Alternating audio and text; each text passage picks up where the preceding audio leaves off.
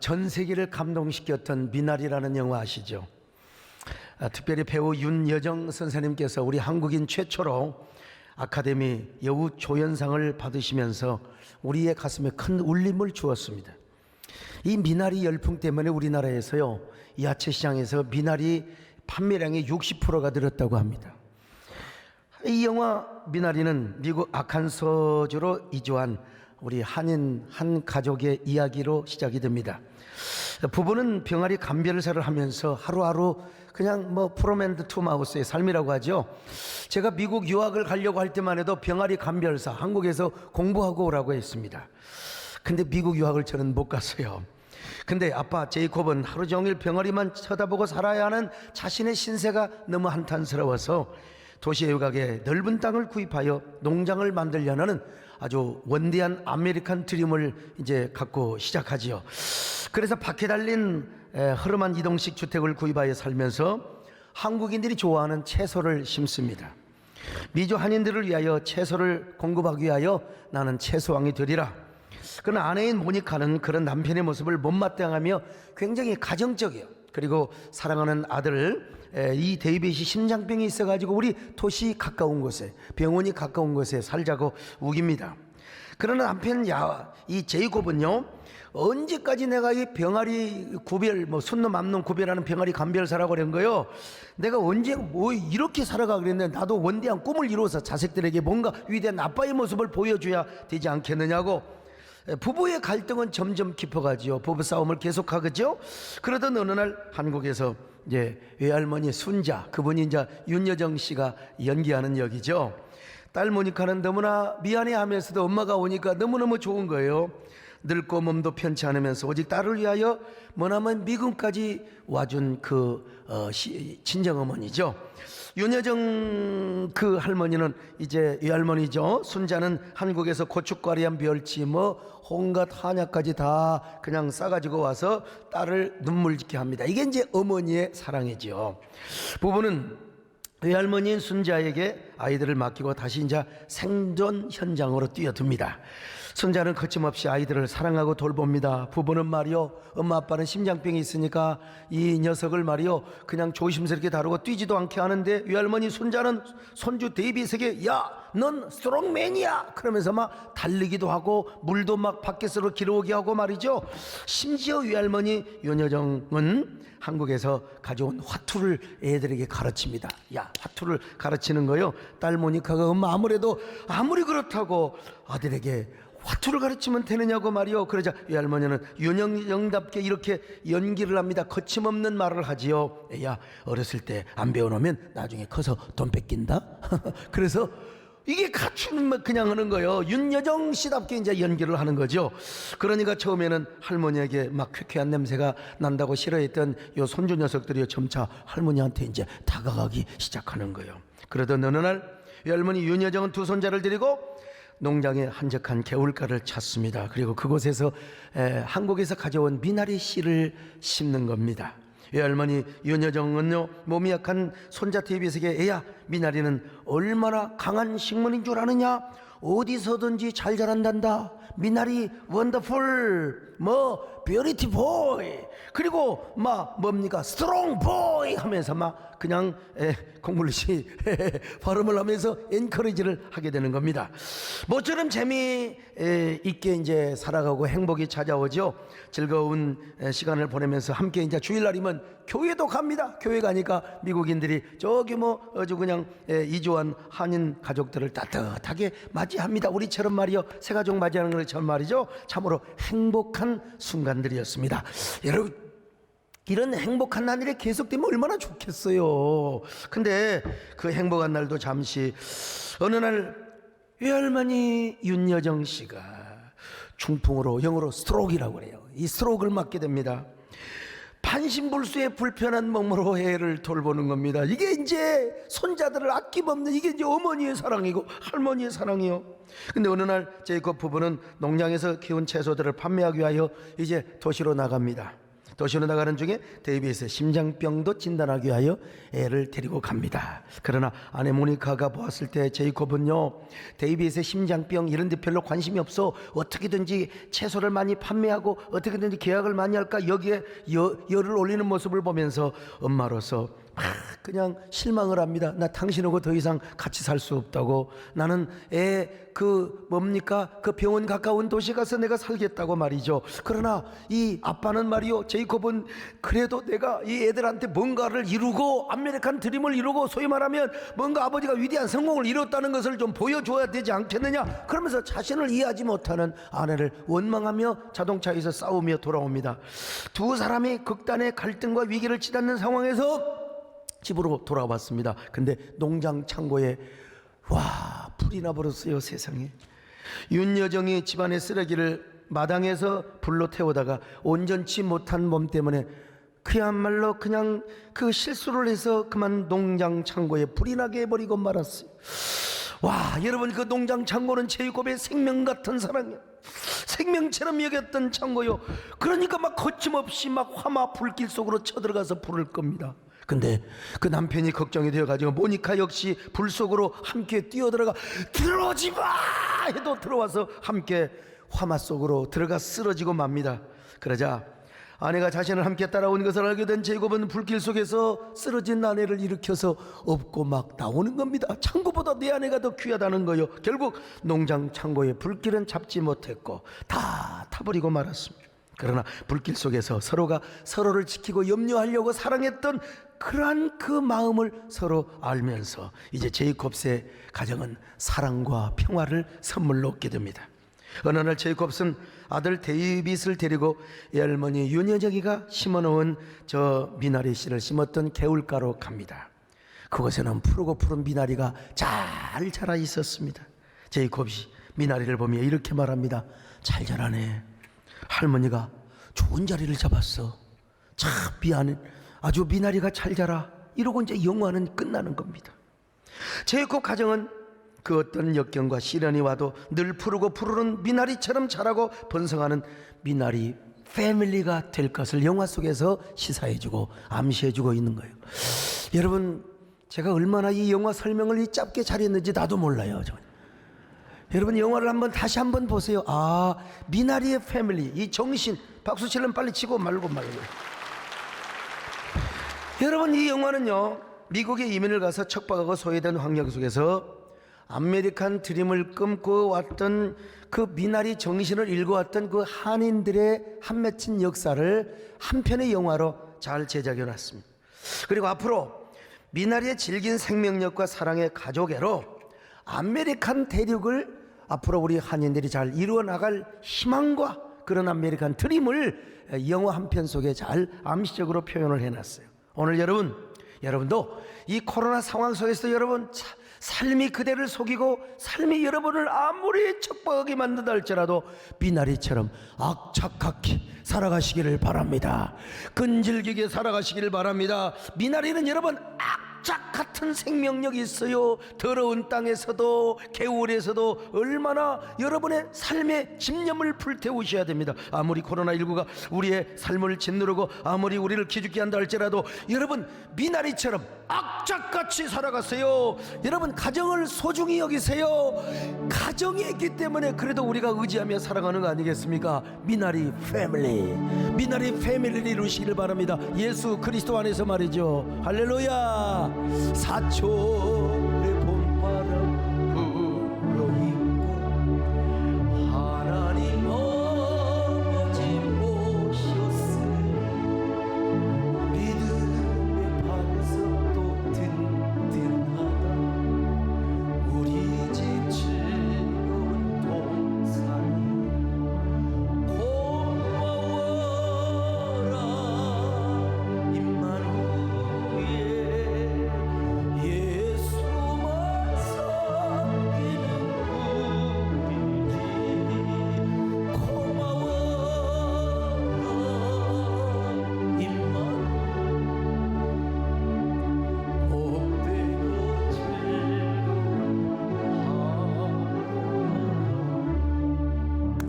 사실 여러분, 우리 김창준 장로님도 뭐 미국에서 하원 의원을, 연방 하원 의원을 3번이나 하셨습니다만은, 사실 우리 한인의 역사는 어쩌면 그 척박한 환경 속에서도 뿌리를 내리고 생존하는 미나리의 역사와도 같다고 말할 수 있어요.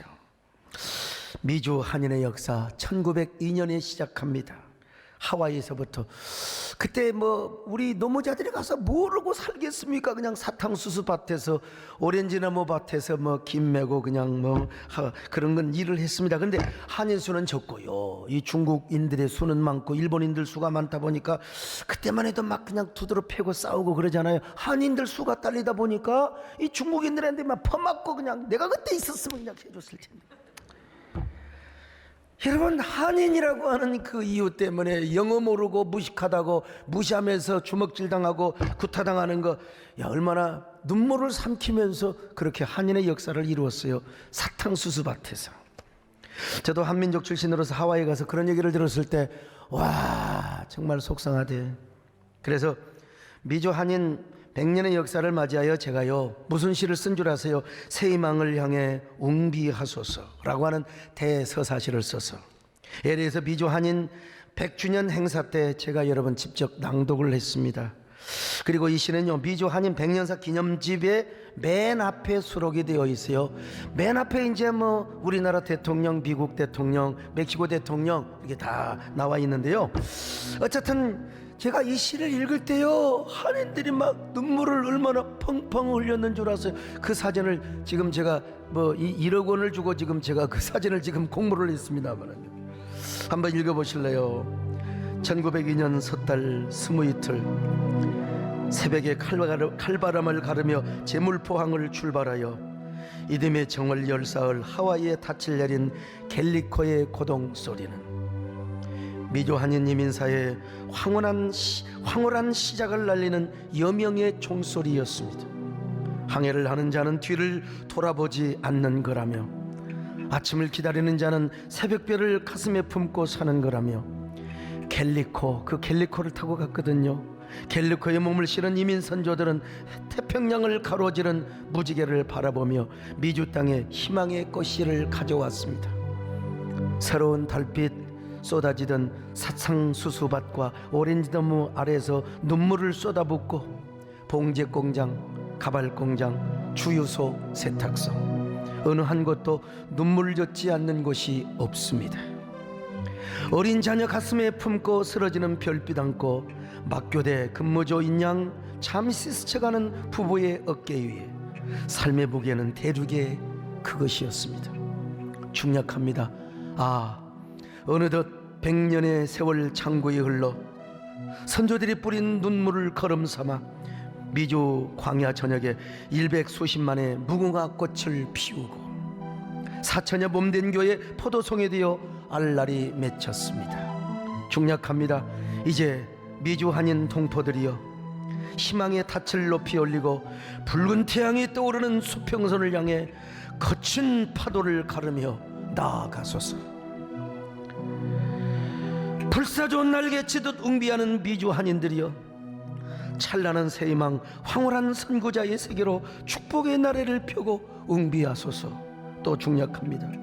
하늘을 바라보는 자는 언젠가 자신의 별을 볼 것이며, 쓰러진 자리에서 일어나 길을 걷는 자는 언젠가 드넓은 축복의 영토를 차지하게 될 것이니, 이 황홀한 시온의 새아침에 모든 소수민족의 희망이 되고 나침반이 되어 다음 세대를 이어나갈 후손들과 함께 신비한 불사조의 날개를 타고 저 푸른 창공을 맞닿을 새 희망의 정상을 향해 웅비하고 또 웅비하소서. 여러분, 내가 이거 진짜 눈물을 흘리면서 그때 낭송했던 기억이 지금도 납니다만, 특별히 여러분, 저는요, 제가 국회의원도 아니고 정치인도 아니었어요. 근데 미국에서 코리안 아메리칸 데이, 미주 한인의 날을 제정하는데, 여러분, 제가 얼마나 앞장선 사람인 줄 아십니까? 당시 국회의원된 김명진 황의여 장로님과 함께요, 조지 알렌, 우리 김창준 장로님 잘 아실 거예요. 조지 알렌 연방 상원 의원을 움직이고 또 나름대로 잘 감동을 해가지고, 여러분, 이분이 미 상원 의원회에서 미주 한인의 날을 제정하는 것을 발의를 했습니다, 여러분. 자, 그래갖고 미주 한인의 날이 1월 13일로 제정이 된 거예요. 제가 그 공로를 인정을 받아서 대한민국에서 국민훈장을 40대에 받은 사람입니다. 이때 이러한 공적 사실을 증명하기 위하여 내가 했다고 하면 됩니까? 미 연방 상원 조지 알렌이 소강성 목사가 자기를 도와서 자기를 움직여서 설득해서 이런 일을 했다고 여러분 증명서를 보내온 겁니다, 여러분. 막 그런 저였기 때문에 이번에 미주 한인들의 가족 이야기를 담은 미나리라고 하는 영화 참 의미가 있었어요. 그리고 배우 윤여정 선생님께서 아카데미 여우 조연상을 받게 되어서 얼마나 흐뭇하고 얼마나 감사한지 모릅니다. 대한민국의 문화적 역량과 위상을 전 세계에 알린 쾌거 중에 쾌거라고 말할 수 있어요.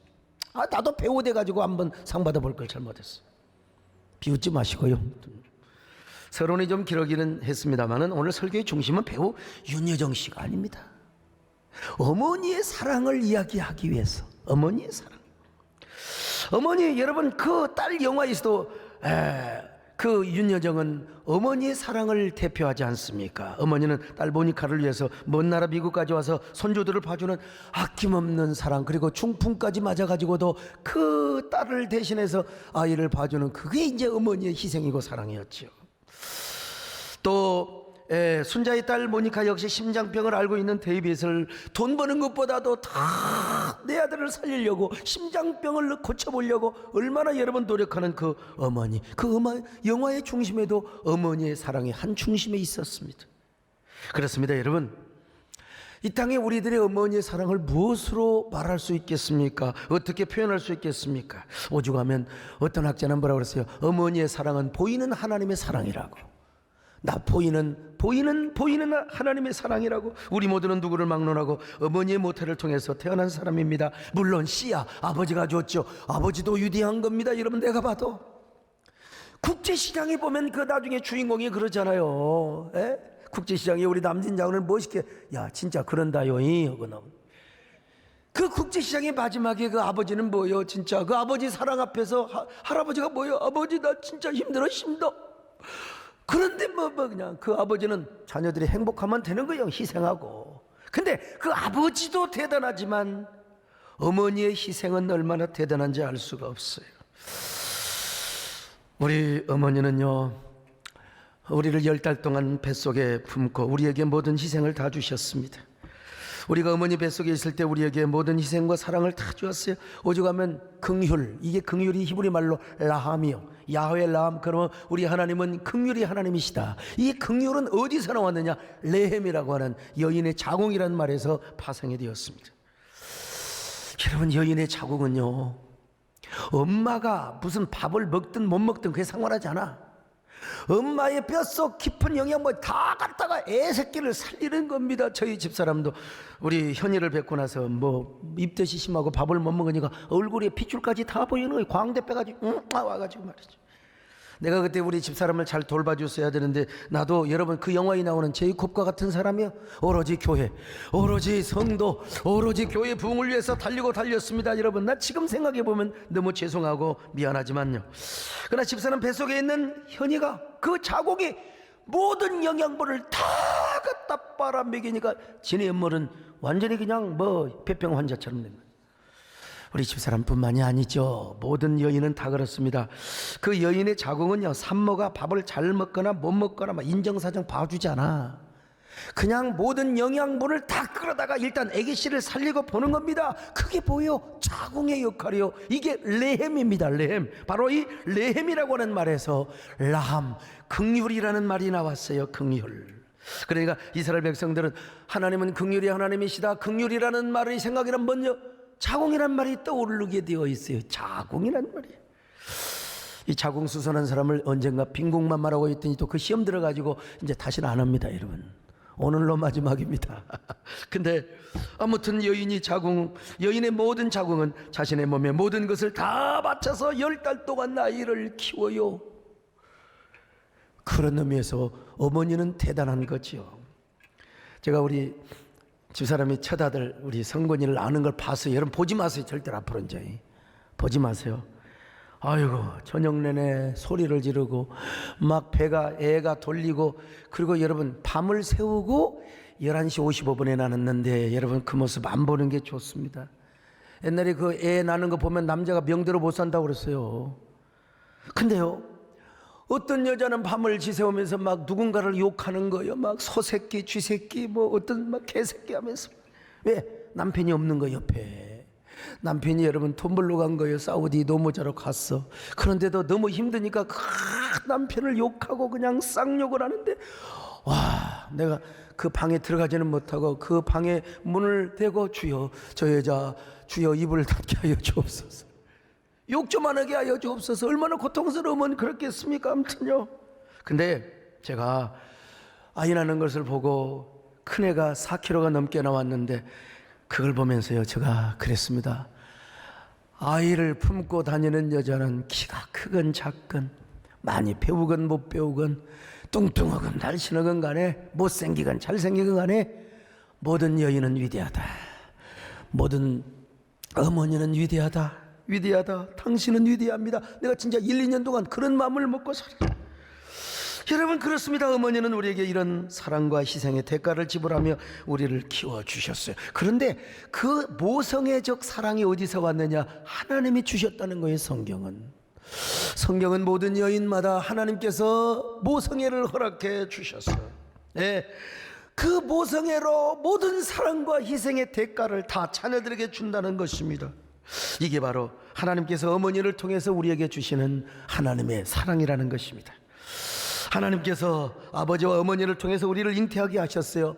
그리고 우리를 배워서 10달 동안 몸속에 잘 품고 계시다가 우리를 탄생시켜 우리를 잘 양육하게 하신 거. 이게 뭐냐? 하나님의 천륜의 섭리고 하나님의 창조 섭리고 하나님의 천륜의 관계라는 겁니다. 그러니 적어도 부모님과 우리 사이에는 하나님의 하예와 같은 천륜의 관계가 있어요. 하나님의 절대 창조의 섭리가 있습니다. 이 섭리 안에서 이제 하나님의 애정 안에서 우리가 우리 부모님을 통해 이 땅에 태어났고 자라게 된 것이죠. 그러니 여러분, 자, 우리가 하늘 아래서 예수 그리스도 안에서 이보다 더 큰 의리를 끼친 사람은 없습니다. 이보다 더 큰 사랑을 끼친 존재는 없습니다. 우리의 부모님이라는 것. 특별히 어머니 은혜를 생각해 보세요. 어머니는 아이를 낳는 순간부터 수천 수만 번의 젖을 물려주었습니다. 기저귀를 갈아줬습니다. 그때마다 단 한 번도 불평하지 않는 거예요. 누가 가르쳐 주지도 않았는데 우리 딸내미도 시집을 가가지고 그 쬐까는 것이 언제 커가지고 두 새끼를 그냥 한 번도 불평하지 않고, 이런 걸 보면 이게 바로 하나님이 주시는 이 모정의 사랑이 아니고 무엇이겠습니까? 그래서 아무 조건 없이 우리의 어머니는 우리에게 모든 희생을 다 주셨습니다. 그래서 우리는 이 세상에서 하나님 다음 가는 은혜는 어머니의 은혜라고 하지 않습니까? 하나님의 사랑이 어머니 사랑을 통해서 나타난 바 되었기 때문에 그렇습니다. 그래서 우리는 이 땅에서 가장 아름다운 이름을 부르면 누구요? 바로 어머니입니다. 가장 편하고 따뜻하고 포근한 이름이 뭐예요? 어머니입니다. 시집간 딸내미가 친정에 돌아올 때 부르면서 여러분 그 이름이 뭐예요? 엄마 하고 들어옵니다. 길을 가다 자빠져도 엄마, 군대 갔던 놈이 휴가 갈 때도 여러분 집에 돌아올 때 엄마, 심지어는 여러분 병사들이 전쟁터에서 싸우다가 총 맞아 죽을 때 마지막으로 부르는 이름이 뭔 줄 아세요? 종교 없는 애들은 다 어머니를 부릅니다. 어머니, 어머니하고 여러분 죽어요. 왜냐? 어머니는 내 생명의 고향이요, 근원이요, 내 생명 싸개였거든요. 그러니까 인생을 살면서 어머니 하면은 다 가슴이 얼마나 정말 울렁거리는지 몰라. 그래서 국어학자 양주동 씨는요, 어머니 은혜를 이렇게 노래하였습니다. 나실 제 괴로움 다 잊으시고 기르실 제 밤낮으로 애쓰는 마음, 진자리 마른 자리 가라앉으시며 손발이 타닳도록 고생하셨네. 아, 여러분 이 노래는요 찬송가는 아니지만 진짜 들으면 들을수록 가슴을 후벼 파는 노래입니다. 사무치게 하는 노래. 언제 들어도 언제 불러도 어버이 주일이 되면은 뿐만 아니라 어머니가 들어도 아버지가 들어도 자식이 들어도 손주가 들어도 언제나 우리의 가슴과 심장을 애이게 하는 노래입니다. 여러분 한번 들어보시죠. 나 실제 괴로움 다 잊으시고 길을 실제 만나들어 애쓰는 마음 진짜리 마른 자리 가라앉으시며 손발이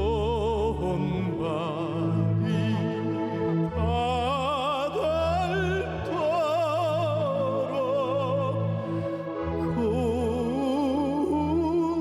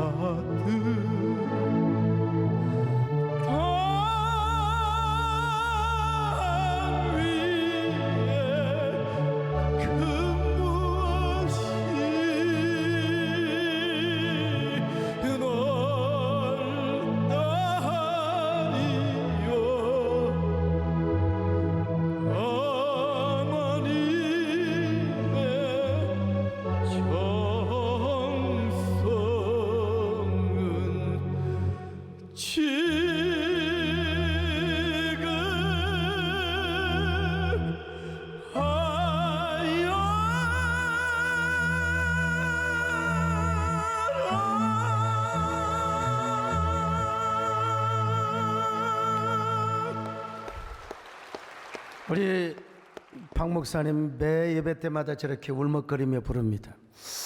왜냐하면 사춘기 때 어머니 아버지에게 아주 속을 죽도록 쓰여, 그리고 집에서 가출을 한 경력이 있는 사람이에요. 얼마나 어머니 아버지 애를, 야 우리 교회는 담임 목사도 가출했고 부목사도 가출했고 우리 집사람도 가출했고, 아무튼 가출소녀와 가출소년이 만나가지고 이렇게 참 생각하면 얼마나 가슴이 애입니까? 그래서 성경은 부모를 공경하라고 그랬어요. 하나님 안에서, 예수 그리스도 안에서. 만약에 부모를 공경하지 않거나 부모를 무시하는 놈들은 구약에서 돌로 쳐 죽이라고 그랬어요. 왜냐하면 천륜을 배반한 거거든요. 하나님의 창조의 역사를 부인하는 놈들이거든요. 자, 신명기 21장 18절로 21절 시작. 사람에게 완악하고 패역한 아들이 있어 그의 아버지의 말이나 그의 어머니의 말을 순종하지 아니하고 부모가 징계하여도 순종하지 아니하거든 그 성읍의 모든 사람이 그를 돌로 쳐 죽일지니. 자, 잠언 30장 17절 보실까요? 시작. 아비를 조롱하며 어미 순종하기를 싫어하는 자의 눈은 골짜기에 까마귀에게 쪼이고 독수리 새끼에게 먹히리라. 물론 그렇다고 오늘날 이 성경을 문자로 해석하면 절대 안 됩니다. 부모 불효한다고 가서 그냥 돌로 쳐 죽이고 그러면 또 큰일 나요, 여러분. 이건 신정주의 시대에, 구약 시대에 했던 얘기고, 그러나 불효를 하는 놈들은 손가락질을 당하여도 좋고 그 명예가 짓밟혀도 좋다는 이야기입니다, 여러분. 구약 성경뿐만 아니라 오늘 신약 성경도 이렇게 말씀하고 있습니다. 부모님께 순종하고 공경하래요. 그래야 이 땅에서 잘 된다는 겁니다. 자, 에베소 6장 1절로 3절입니다. 아멘. 시작. 자녀들아, 주 안에서 너희 부모에게 순종하라. 이것이 옳으니라. 내 아버지와 어머니를 공경하라. 이것은 약속이 있는 첫 계명이니 이로써 내가 잘되고 땅에서 장수하리라. 10계명 1계명부터 4계명까지는 하나님과의 관계요, 5계명부터 10계명까지는 인간과의 관계인데 그 첫 계명이 부모님께 효도하라는 거예요. 부모님을 공경하라는 것입니다. 그래야 이 땅에서 잘되고 장수한다는 거예요. 물론 주 안에서 공경을 하고 있습니다만은, 여러분, 이런 얘기할 때마다 이 고려 시대 고려장 제도, 이건 뭐 사실은 팩트가 아니라 설화라고 하는 주장이 많습니다만은, 그래도 여러분 이런 얘기 들으면 너무나 가슴이 아파요. 흉년이 들고 기근이 들어서 노인들이 아무짝에도 쓸모가 없어요. 늙으신 부모님을 미리 생매장을 했다는 얘기죠. 아무리 설화라 하더라도 너무나 가슴이 아픈 얘기 아닙니까, 여러분? 이 가슴 아픈 일을 노래하는 노래가 있습니다. 그 우리나라의 아주 타고난 소리꾼 장사익 선생님께서 부른 꽃구경이라고 하는 노래입니다. 꽃구경 가사는 이렇게 시작이 됩니다. 어머니 꽃구경 가요, 제 등이 업혀 꽃구경 가요, 세상이 온통 꽃핀 봄날 어머니는 좋아라고 아들 등에 업혔네. 마을을 지나고 산길을 지나고 산자락에 휘감겨 숲길이 짙어지자 어머니 가로알 아이고 머니라. 어머니는 그만 말을 잃더니 꽃구경 봄구경 눈 감아버리더니 한 움큼씩 솔잎을 따서 가는 걸 뒤에다가 뿌리며 가네. 아들이 말합니다. 어머니 지금 뭐 하신대요? 예? 아, 솔잎은 뿌려서 뭐 하신대요? 이 충청도 분이라 충청도 말을 하시는 거예요. 어머니 같은 에서 뭐라고 말합니까? 아들아,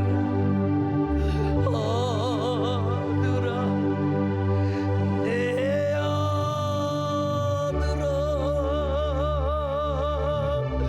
너 혼자 내려갈 길 걱정이구나. 길고 헤맬 때 걱정이구나.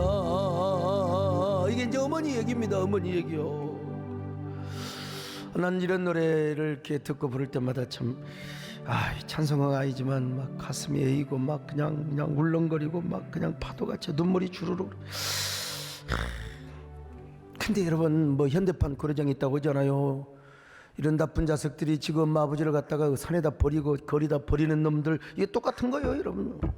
고려장과 다를 바가 뭐가 있겠어요. 그렇다고 아이고 나는 또 요양원에 어머니 아버지를 모셨는데 요양원에 모시는 거야. 에? 여러분, 시대가 그렇고 문화가 그러니까 우리보다 맞벌이 하다 보니까 여러분, 어머니 아버지 밥도 못 챙기고 그냥 그 아파트 한쪽에 그냥 가둬놓는 것보다 불편하시면 더 좋은 시설에서, 더 좋은 요양시설에서 나보다도 더 요양사들이 잘 모셔주는 거야. 좋죠. 자주 찾아뵙고 가서 손주들 데리고 가서 보여주고. 근데 요즘은요, 지금 코로나 때문에 요양원에 가도 부모님을 얼굴을 못 봐. 그냥 유리벽 사이로. 저 사진 한번 보여줘봐요, 세상에. 이런 현실 속에 우리가 지금 살아가고 있습니다. 이 가슴 아픈 얘기죠.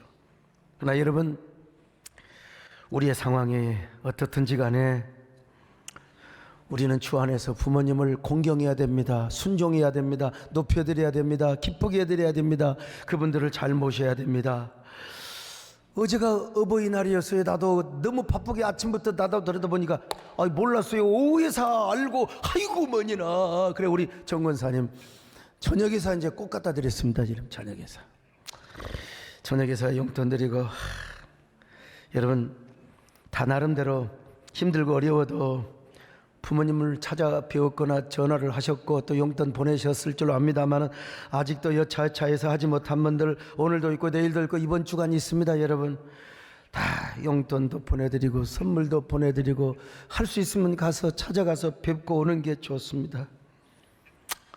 어떤 분은 또 하필이면 어제 어머니가 돌아가셨다고 내려가면서 목포 내려가면서 내가 전화로 위로를 해드렸는데 여러분 살아계신 부모님 계시면 전화 걸어서 이런 노래 불러드리세요. 우리 남진 장로님이 부르신 노래인데 남진 장로님은 아무리 저 푸른 조원이에 다리 떨고 공연하시다가도 이 노래만 부르시면 우세요. 이 노래만 부르시면 우신다고. 어머님 오늘 하루를 어떻게 지내셨어요? 백날을 하루같이 이 못난 자식 위에 손발이 이거 너무 또 부르면요 AI가 이게 또 이 저작권 딱 잡습니다. 아무튼 손발이 금이 가고 찬주름이 굵어지신 어머님 몸만은 떠나 있어도 어머님을 잊으오리까 오래오래 사세요 편히 한번 모시리다. 근데 문제는 남진 장로님도 그렇고 우리 서장님도 배장님도 그렇죠. 다 어머니 아버지가 돌아가셔 버렸어. 우리 김창준 장로님도 돌아가셨을까. 어머니 아버지가 참 어떡해요. 미칠 일이죠. 그래서 시인 정채봉 시인은 이런 시를 썼어요. 엄마가 휴가를 나온다면 하늘나라에 가 계시는 엄마가 하루 휴가를 얻어오신다면 아니 반나절 반시간도 안 된다면 단 5분 그래 5분만 논데도 나는 원이 없겠다. 얼른 엄마 품속에 들어가 엄마와 눈맞춤을 하고 젖가슴을 만지고 그리고 한 번만이라도 엄마하고 소리를 내어 불러보고 숨겨놓은 세상사중 딱 한 가지 억울했던 그 일을 일러 바치고 엉엉 울겠다. 그러니까 여러분 부모님이 살아계실 적에 이제 효도해야 된다 그런 얘기죠. 돌아가시고 나면 불효한 것이 천추의 한이 되어버려 가슴에 맺히게 되는 거죠. 여러분 옛날 사람들이 다 타향살이 했잖아요. 대부분요 다 그냥 경상도 전라도서 막 그 50년대 60년대 올라와가지고 막 그 이제 금이 환영을 하겠다고 그 시골에서 논대기 좀 팔아갖고 와가지고 이제 공장하면서 장사한다고 했는데 뜻대로 되지 않아서 그냥 다 망해버렸어. 알거지가 돼버렸어. 알거지의 모습을 어떻게 부모님을 찾아뵙습니까? 그게 불효잖아. 그러니까 자기 면목 없는 동네라든지 이런 동네에서 그냥 살다가 어느 날 자기 주소도 모르니까 어떻게 해서 고향 소식이 들려왔는데 세상에 어머니 아버지가 돌아가셨대요. 그래도 힘든 세파와 싸우며 파고를 넘는 중에 세상에 절벽 같은 소식이 들어왔어요. 아버지가 돌아가시고 어머니가 돌아가셨다네. 그래서 마침내 이제는 어머니 아버지 산소에 찾아가서 통곡을 하며 가슴을 치며 울어요. 그런 노래가 옛날에 있었잖아요. 우리의 피를 그 자식의 피를 역류하게 하는 그런 노래. 불러봐도 울어봐도 못 오실 어머니만 원통이 불러보고 땅을 치며 통곡한들 다시 못 올 어머니. 참 기가 막힐 노릇이죠. 이게 나이가 먹을수록 여러분 이런 노래가 참 이상하게 가슴에 와닿습니다.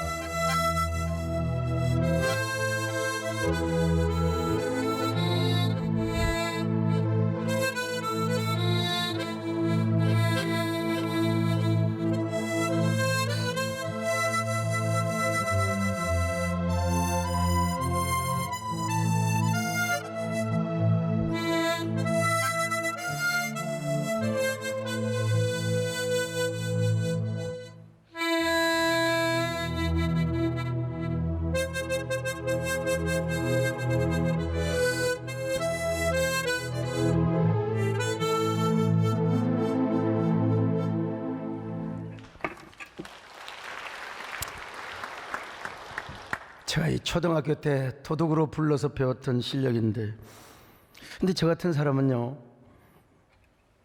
너무 요즘 바빠서 부모님 묘소를 찾아볼 몇 년 동안 전혀 못 갔습니다.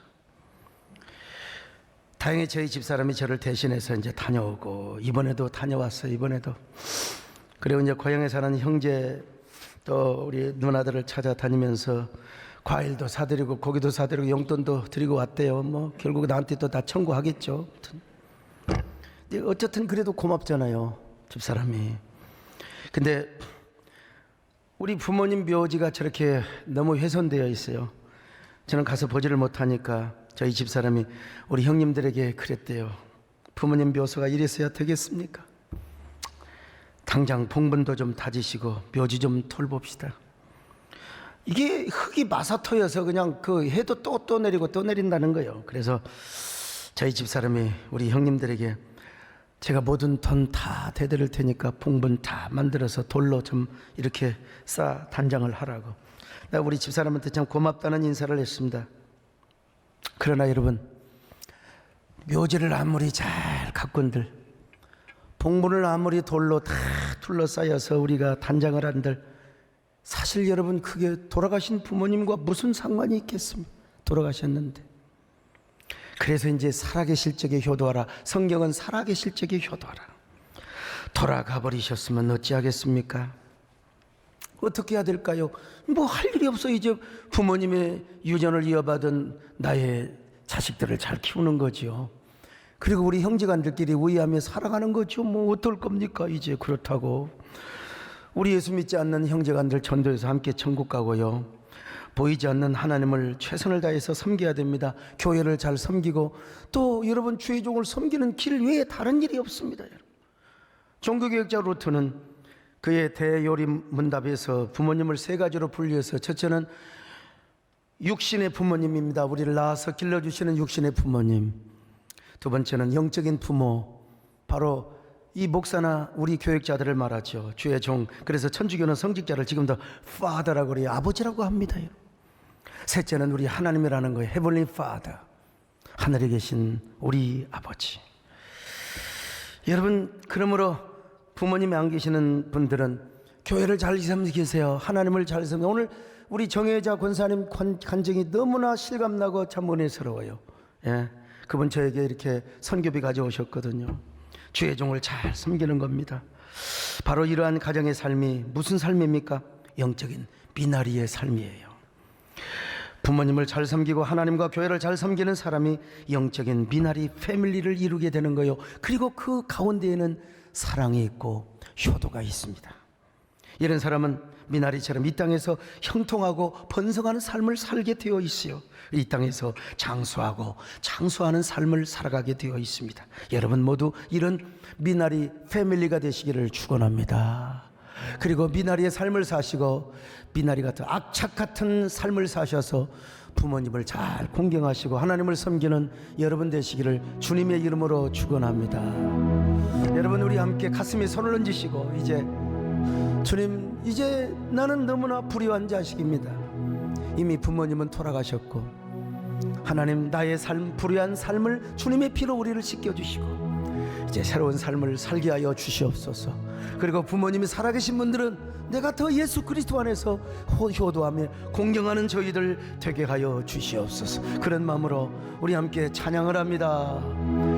주께 두 손 모으리 구신 은총 베푸사 밝아오는 이 아침 환히 비춰주소서. 오 주, 우리 모든 것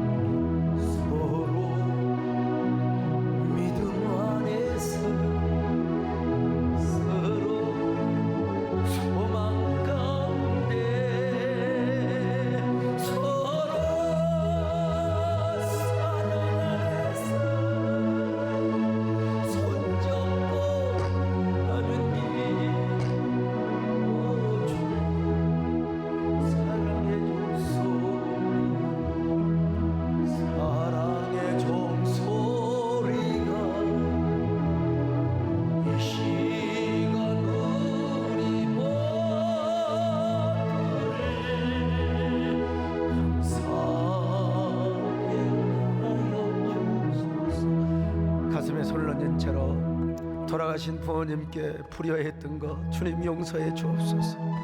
그리고 살아계신 부모님 계시면 금주라도 가서 손잡고 기도하게 하시고, 또 우리 형제간들끼리 따뜻하게 우애하게 하시고, 우리가 주의 종을 섬기며 하나님과 몸된 교회를 잘 섬기는 저희들 되게 하여 주옵소서. 바른 1분 동안 간절히 회개하며 속삭이는 기도를 드리시겠습니다.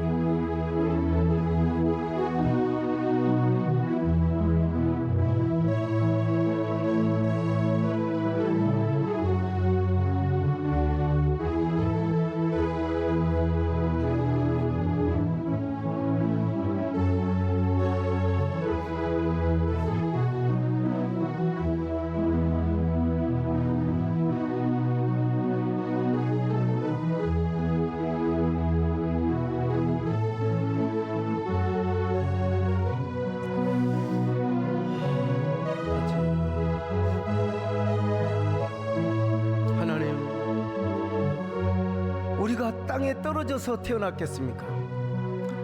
우리가 땅 속에서 솟아올라 태어났겠습니까?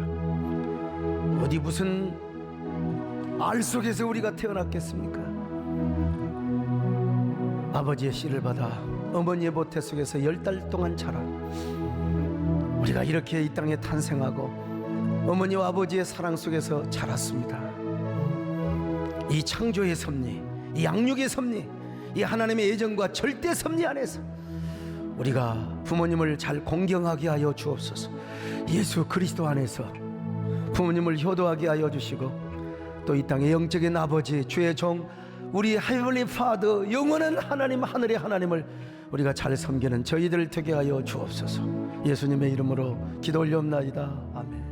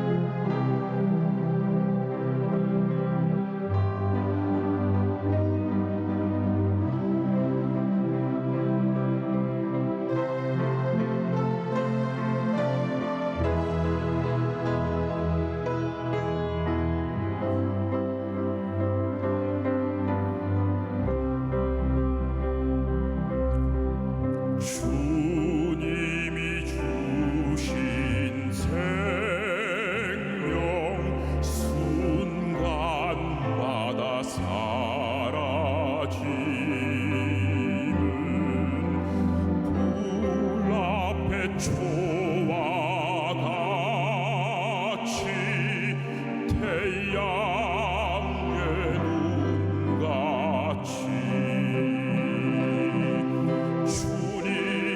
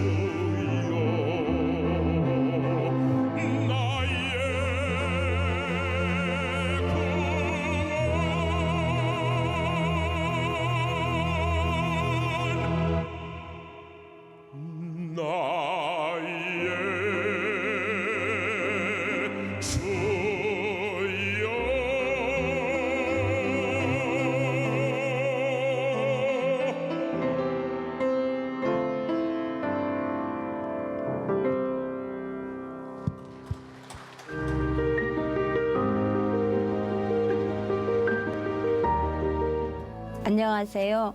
26교구 정혜자 권사입니다. 2012년 부산에서 아무 연고도 없는 용인 수지로 이사를 왔을 때 가장 힘들고 어려웠던 것은 마음에 와닿는 교회를 찾는 것이었습니다. 그런데 하나님의 인도하심으로 세해된 교회를 만났고 여기가 바로 내 교회라는 평안한 마음을 주셨습니다. 목사님의 말씀과 찬양의 은혜를 받으면서 저는 모든 공예배는 물론 전도 모임, 순예배도 열심히 드리고 남편과 함께 호산나 성가대로 섬겼습니다. 그런 제게 하나님께서는 2018년 12월 교회의 중직인 권사 임직을 받게 하셨고 저는 7년 동안 수지에서 순장과 전도 총무의 사명을 감당했습니다. 그런데 2020년 동탄으로 이사를 가게 되면서 제 마음속에 안일한 생각이 들어왔습니다. 이제 나이도 있으니 이곳에서는 우아하게 공예배나 드리고 교구 일은 어떤 일도 하지 말아야겠다고 생각했었습니다. 하지만 제 다짐과는 달리 전도사님께서는 제게 여성교 회장의 자리를 맡기셨고 저는 억지 순종을 하게 됐습니다. 헌데 사명을 맡은 지 얼마 되지 않아 코로나로 인해 대면 예배를 하지 못하게 되자 저는 오히려 그 상황이 좋게만 여겨졌습니다. 마치 코로나가 저를 도와 피할 길을 내주는 것만 같았습니다. 그런데 이것은 저의 안일한 생각이었습니다. 예배의 은혜를 받지 못하고 사명에서 멀어지자 하나님께서는 그때부터 제게 시험을 주시기 시작했습니다. 어느 때부터인가 저는 원인물을 두통과 위장병으로 인해 먹을 수도 없을 정도의 통증에 매일매일을 시달렸습니다. 인근에 있는 대학병원에서 MRI 검사, 위내시경 검진을 해봤지만 결과는 원인 불명의 소화불량이었습니다. 몸도 아프고 코로나를 핑계로 저는 수개월 동안 집에서만 예배를 드렸습니다. 어쩌다 한번 마음을 먹고 교회를 가려고 하면 눈에 혈관이 터져 운전을 하지 못하거나 하는 상황이 생겨 포기하고 다시 집에서 온라인 예배를 드렸습니다. 그때까지도 저는 이것이 영적 전쟁이라는 것을 깨닫지 못했었습니다. 그러던 중 지난해 9월 하나님께서 제게 선명한 꿈을 통해서 주의 종을 섬기라는 사인을 주셨습니다. 그냥 지나치기에는 너무나도 선명한 꿈이었지만 저는 아무에게도 말하지 않고 그냥 지나치려고 했습니다. 그런데 한 달 뒤 목사님께서 설교 중에 여러분 꿈으로 감동이 왔으면 순종해야지 지나쳐버리면 안 돼요 하시는 것이었습니다. 저는 깜짝 놀랐습니다. 꼭 주님이 저에게 하시는 말씀으로 들렸습니다. 그래서 저는 예배를 마치고 곧바로 받은 응답에 순종하기로 결단했습니다. 순종의 마음으로 헌신을 한 후 3일 뒤 정말로 놀라운 체험을 했습니다. 남편의 차가 갑자기 담임 목사님께 감사드리며 이 모든 영광 하나님께 돌립니다. 감사합니다.